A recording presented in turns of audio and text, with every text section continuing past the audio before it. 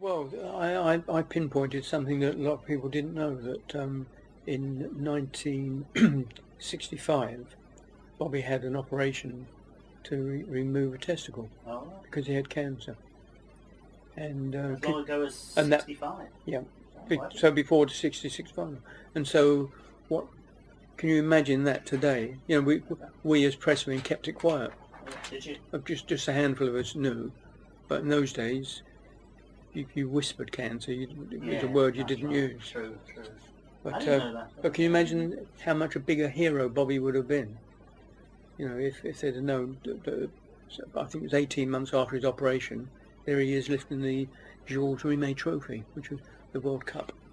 Oh, I didn't know that. What were his strengths and weaknesses as a player?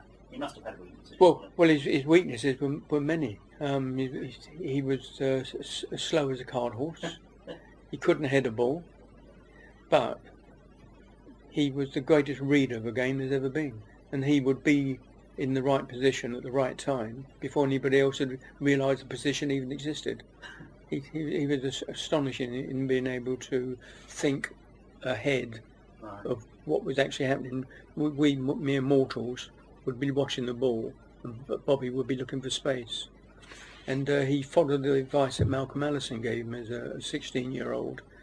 Just always say to yourself, what would I do if the ball came to me now?